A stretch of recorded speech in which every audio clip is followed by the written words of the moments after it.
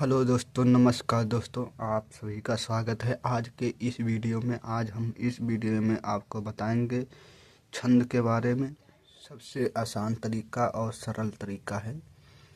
उदाहरण भी आसान है जो आपको एक ही बार में याद हो जाएगा। रटने की कोई ज़रूरत नहीं, बस ध्यान से समझ लेना है। तो चलिए बिना देरी के वीडियो शुरू करते हैं। परिभाषा क्या है? सोठा छंद है। इसकी परिभाषा क्या है? कभी कभी परिभाषा या लक्षण भी पूछ सकता है। तो दोस्तों, इसकी परिभाषा यह एक अर्ध सम्मात्रिक छंद है। इसमें 4 चरण होते हैं। पहले और तीसरे चरण में 11-11 मात्राएं तथा दूसरे और चौथे चरण में 13-13 मात्राएं होती हैं। यानी कि पहले और तीसरे चरण में 11-11 मात्राएं होती हैं और दूसरे और चौथे चरण में 13-13 मात्राएं होती हैं। उदाहरण देखिए। उदाहरण क्या है? निज मन मुकुर सुधार, श्री गुरु चरण सरोज रज, जो दायक फल चार, बरनौ रघुबर विमल जस। यह इसमें 4 चरण होते हैं। अब मात्राएं देख लीजिए।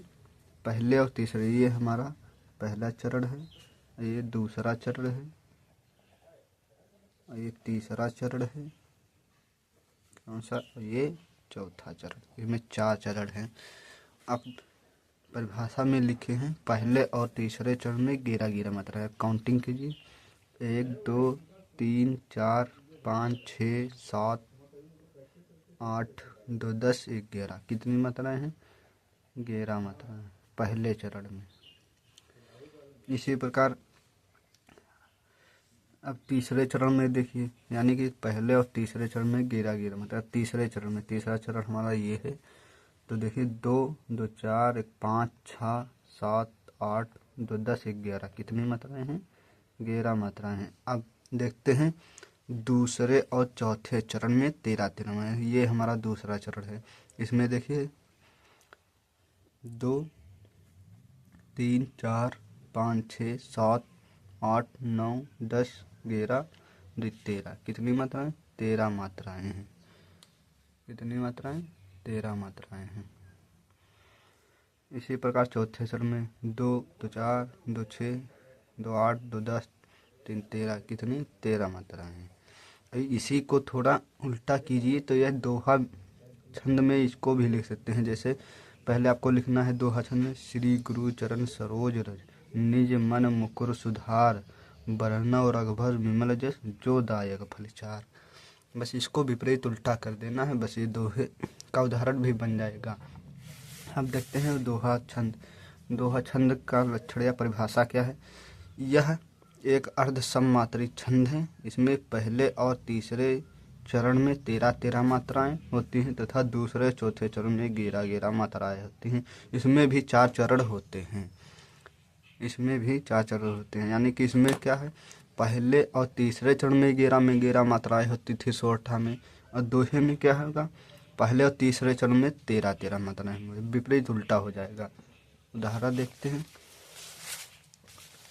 उदाहरण हमारा यह है, बड़ा हुआ तो क्या हुआ, जैसे पेड़ खजूर, पंछी को छाया नहीं, फल लागे अति दूर।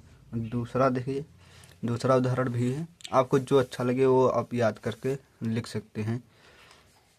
रहमन पानी राखिए, बिन पानी सब सून, पानी गए ना ओबरे, मोती मानुष चून। ये 2 तरह, इसमें भी मात्राएं निकली हुई हैं। आप काउंटिंग कर सकते हैं और आप आसानी से याद कर सकते हैं। और ये जो रहमन पानी राखिए, बिन पानी सब सून, ये दूसरा है। ये सलेश अलंकार का भी उदाहरण है। ये सलेश अलंकार का उदाहरण है। आप सलेश अलंकार में इस उदाहरण को लिख सकते हैं। अब देखते हैं चौपाई छंद। चौपाई छंद यह एक सममात्रिक छंद है। इसमें 4 चरण होते हैं। प्रत्येक चरण में 16-16 मात्राएं होती हैं। कितनी? 16-16 मात्राएं। ये है